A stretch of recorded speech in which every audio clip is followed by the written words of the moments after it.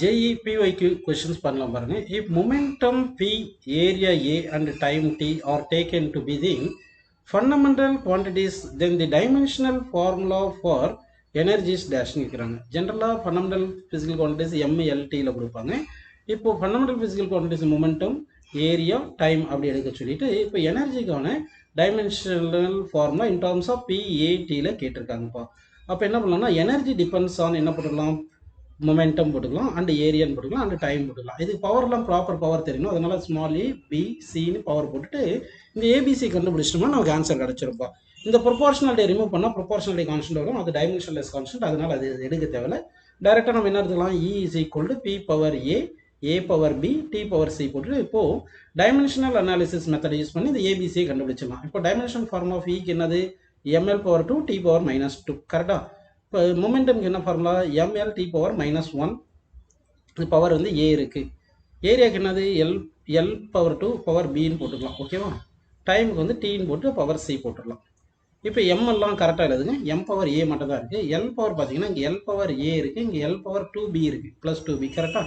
அடுத்து இங்கே D power -1 இருக்குது, இங்கே வந்து ஒரு +c இருக்குது, +c போட்டுக்கலாம். இப்போ வந்து பார்த்தீங்கன்னா -1 × ஏ -ஏன்னு போடணும்ப்பா கரெக்டாக. இப்போ லெஃப்ட் சைடில் M L power 2 T power -2. இப்போ லெஃப்ட் ஹேண்ட் சைடும் ரைட் ஹேண்ட் சைடும் டைமென்ஷன் வந்து சேமாக இருக்கும். அப்போ எம் உடைய பவர் ஏ, இங்கே எம் உடைய பவர் எவ்வளோ இருக்குது, 1 இருக்குது. சரியா. அப்படின்னா ஈக்குவேட் பண்ணும்போது ஏ இஸ் ஈக்குவல் டு 1ன்னு வந்துருச்சுப்பா. ஏ ஈக்குவல் என்ன வந்திருக்கு, 1 அப்படின்னு கிடச்சிருக்கு. ஓகேவா. அடுத்து வந்து பார்த்தீங்கன்னா டிக்கு பவர் பார்த்தீங்கன்னா ஏ -a + c இருக்கா, இங்கே என்ன இருக்குது, டி பவர் -2 இருக்குது. அப்போ -a + c is equal to -2ன்னு வந்துடுது கரெக்டாக. அப்போ c is equal to -2 + a வருது. ஏக்கு 1 போட்டிங்கன்னா -2 + 1 போட்டால் என்ன வருது, -1. ஸோ வந்து சி வேல்யூ வந்து -1ன்னு வருதுப்பா. சி வேல்யூ வந்து -1. ஓகேவா. ஓகே. இப்போ வந்து சிக்கு என்ன வந்து பாருங்க, -1ன்னு வந்திருக்கு. அடுத்து வந்து எல்லுக்கு பவர் பார்த்தீங்கன்னா a + 2b இருக்குது. a + 2b இங்கே எல்லுக்கு பவர் வந்து 2 வந்திருக்கு. ஸோ இப்போ a + 2b is equal to 2ன்னு போட்டுக்கலாம். இப்போ 2b இஸ் ஈக்குவல் என்ன வந்துடும், 2 - a வந்துடும். a வேல்யூ 1 தெரியும் இல்லையா, அப்போ 2 - 1 போட்டிங்கன்னா ஈக்குவல் என்ன வருது, 1ன்னு வருது. அப்போ 2b இஸ் ஈக்குவல் டு 1, அப்போ b ஈக்குவல் டு 1/2 வருதுப்பா. ஸோ b வந்து 1/2, a வந்து 1, c வந்து -1. அப்போ வந்து இங்கே சப்ஸ்டிட் பண்ணுங்க. அப்போ e ஈக்குவல் என்ன வரும் சொல்லுங்க, p power 1, a power b வந்து எவ்வளோ 1/2 கரெக்டாக. டி பவர் சி எவ்வளோ -1. அப்படின்னா இந்த ஆன்சர் எங்கே இருக்குது பாருங்க, தேர்ட் ஆப்ஷன் கரெக்ட். ஓகேங்களா. அடுத்த கொஸ்டின் பாருங்க.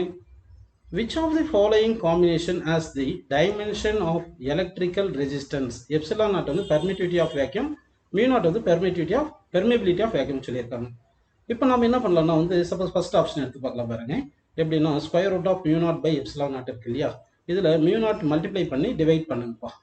அப்படி பண்ணிட்டோம். அப்போ இது என்ன வந்துடும் பாருங்க, டினாமினேட்டர் 1/√μ0ε0 வந்துடுது.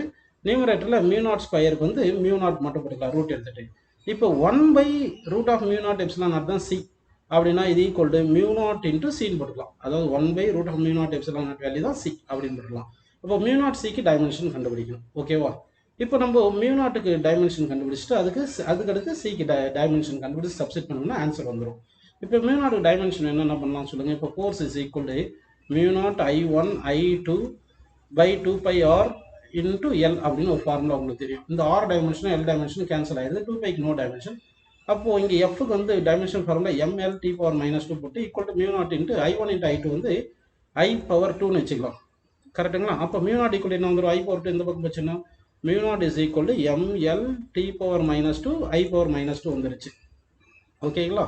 சரி, நமக்கு வந்து நம்ம என்ன ஃபர்ஸ்ட் எடுத்தோம், μ0/ε0 √, தானே, அது அந்த வேல்யூ தான் μ0 × சின்னு மாடிஃபை பண்ணி வச்சிருக்கோம். இப்போ வந்து μ0க்கு ML T power -2 I power -2 இருக்குது. சிக்கு ஸ்பீட் ஆஃப் லைட்டுக்கு LT பவர் -1. அப்போ LT பவர் -1 போட்டிங்கன்னா தட் இஸ் ஈக்குவல் என்ன வந்துடும், ML பவர் 3 T பவர் இங்கே ML² வருது, ML பவர் 2, இந்த T பவர் -2 இங்கே T பவர் -1 வந்து T பவர் -3, இந்த I பவர் -2 வருது. ஓகேங்களா. ஸோ இந்த டைமென்ஷன் வந்திருக்கு. இப்போ ரெசிஸ்டன்ஸ் என்ன பார்த்தீங்கன்னா V/I கரெக்டுங்களா. அப்போ விக்கு என்ன வரும், W/சார்ஜ் × I. சார்ஜுக்கு என்ன ஃபார்முலா, IT. அப்போ ஆல்ரெடி ஒரு I இருக்கனால I²T போட்டுக்கலாம். Wக்கு என்ன formula, ML power 2 T power -2 / I power 2. இது இங்கே கீழே வந்து ஒரு T இருக்குது, இந்த T மேலே போச்சுன்னா T பவர் -3 ஆகுது. அப்போ ML பவர் 2 T பவர் -3, இந்த I பவர் -2 மேலே போனால் I பவர் -2 வந்துடுது. அப்போ இந்த டைமென்ஷன் பாருங்கள், ரெசிஸ்டன்ஸ்க்கான டைமென்ஷன் வந்திருக்கு.